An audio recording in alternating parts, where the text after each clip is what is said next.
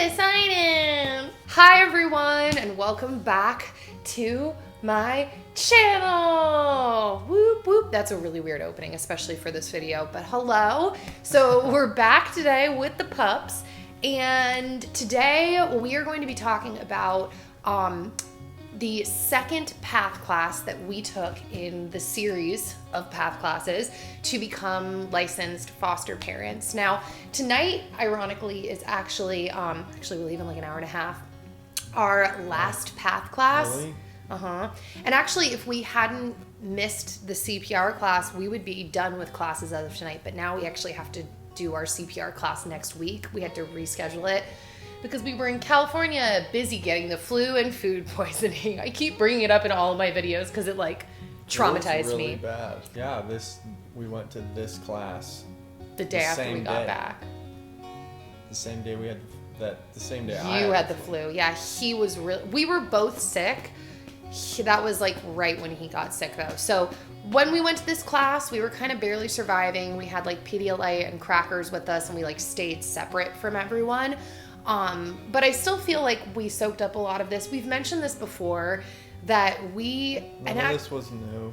Yeah, none of it was new. We've done a lot of research, and I saw a comment from someone in one of the last videos, and it was totally meant as a compliment, and it was really sweet, but I felt a tiny part of me get a little bit defensive. They were saying like, oh, I can really tell that like these classes have totally changed you or something like that. Like you guys are so much more aware now.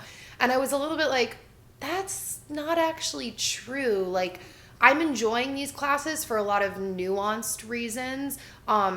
I feel like it is seeing a teacher talk about it is giving me more confidence in like communicating with you guys. But we had literally like, dude, if you know the Enneagram, he's a 5 and I'm a 7. And so we're both in that head triad.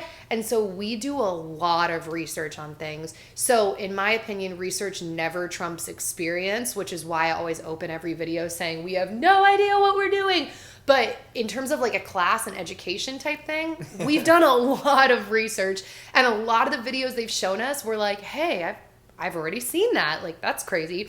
Particularly one of the main videos that we're going to talk about today and direct you guys to, because it's a really great, it's a great video and a really, I would imagine, accurate description of what it's like to be a child that's ripped out of their home. I guess I'll start there. So first off, the topic of this PATH class was trauma.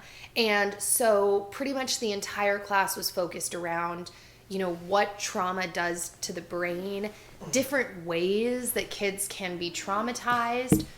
Oh, bow, Sam. Oh my God, little piggy horse. Come here, piggy horse. Good boy. Okay. He won't be a distraction. So yeah, it was really it was all things trauma. So of course that made for a very depressing, sad class. And on a personal note, it was hard being like so sick and then being in a class that was like so depressing.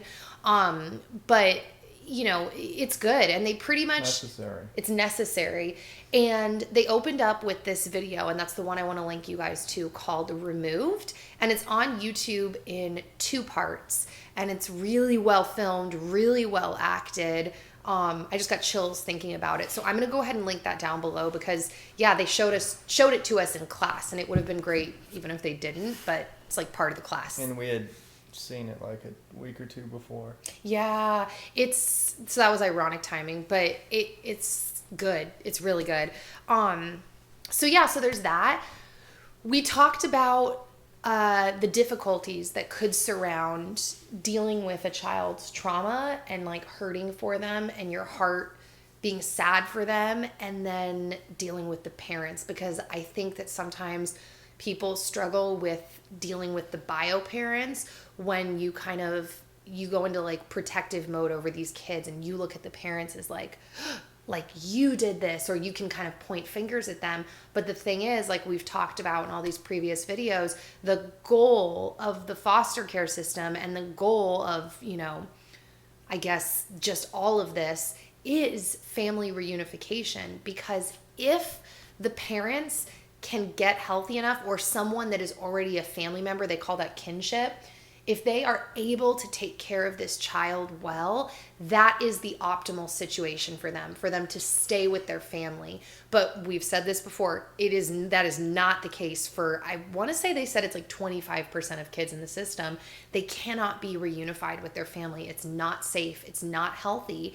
But the goal is reunification. So the point is, you want to maintain kind of a calm, not neutral, but I guess we'll use that word, perspective towards the bio parents, so that you can do whatever little parts you can to support them in that journey to being more healthy and being able to bring their kids back to their home. So we talked about supporting foster parent or supporting the bio parents a good amount. And side note, can't even imagine, like, I have no idea what we're walking into, what we're going to see, but like, you know, you hear countless stories of like kids going back with their bio parents for visitation, and then that just awakens all of these emotions in them, and then you're dealing with the kid, and that's a whole separate thing. They've talked a lot about how with foster care you have to take excessive notes. Like, there's going to be all this paperwork that we have to fill out, things that are, you know, medical with them. So like,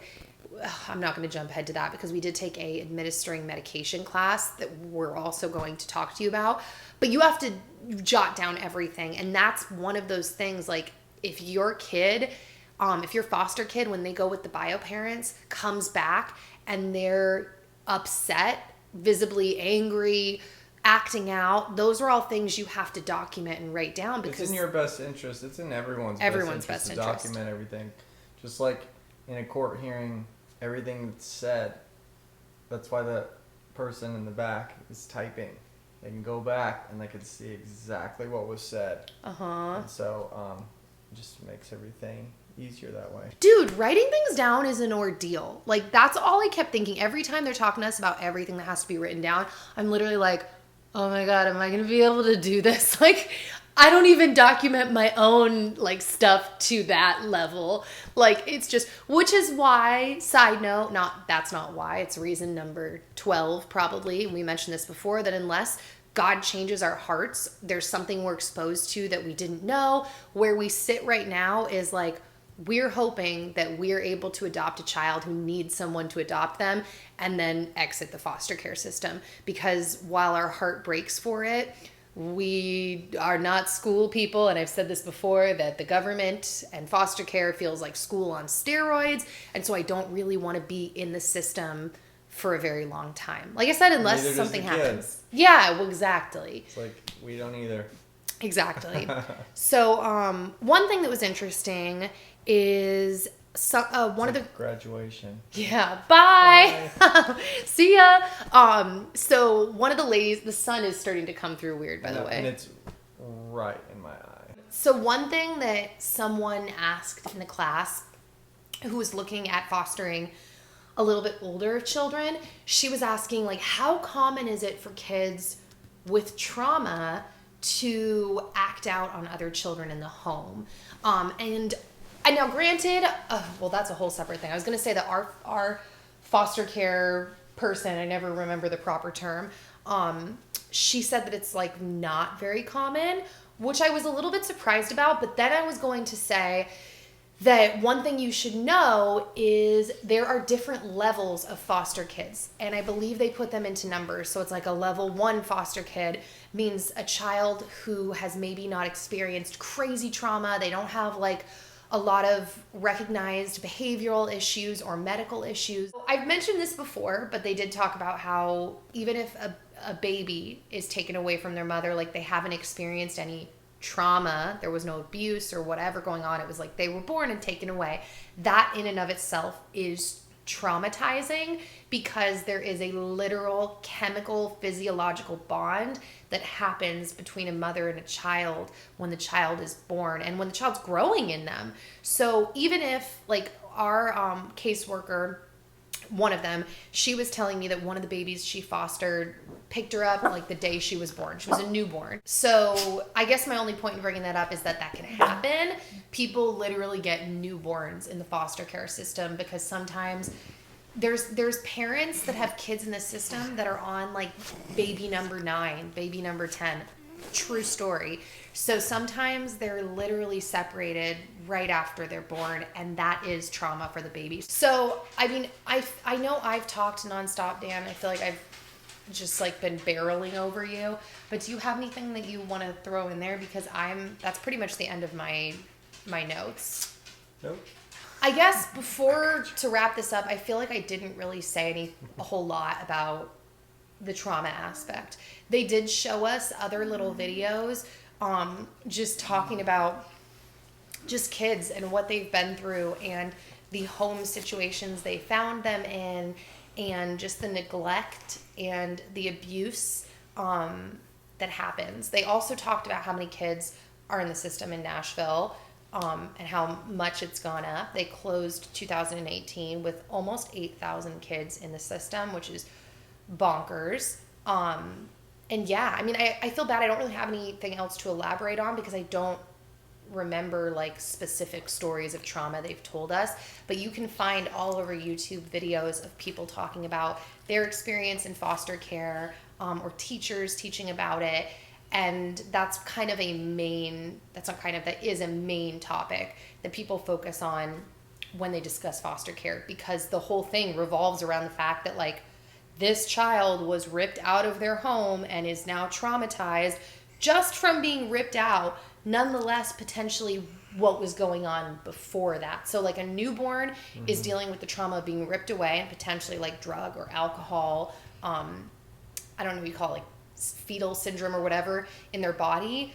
But then an older kid is dealing with the ripping and on top of that, whatever physical trauma, whether it was abuse or neglect, maybe they're underweight, maybe, just all kinds of stuff. They've been beat up, blah, blah, blah. The list goes on. So that's really what they wanted to go over with us and how kids might behave because of trauma. Because that's another big thing too, is these behavioral issues are always stemming from their own emotional issues that come from the trauma. So yeah, I think that's it. So if you missed our first PATH class or any of our other stuff, I will have our playlist down below. And if you're new to my channel, because I feel like a lot of people have been finding my channel through this journey, we have documented the entire thing since last year when we originally thought we were adopting internationally. And it has been a crazy journey. Like so much has unfolded in the last year. I can't even believe we're about to hit a year. It's going to be a year in like a couple weeks since we put in our application. Never mind that. We could possibly have a kid in our home in like a month. A month. That's the craziest part. We literally could have a kid in a month. Oh my gosh. Oh my gosh. Yeah, we're freaking out. Whoa. Hey. We're really excited, but we're really nervous. So any prayers, thoughts, recommendations? Because it's very likely we're going to get a baby. That's the other thing. If you guys have recommendations, loves babies. He loves babies. Just for all things babies, feel free to send it my way because I've never been a mom before, obviously, and there's just a lot that's very perplexing and new to me. So that being said, we will see you back here soon with our next PATH class update. And yeah, okay. Bye, guys. And Bowser will still be here.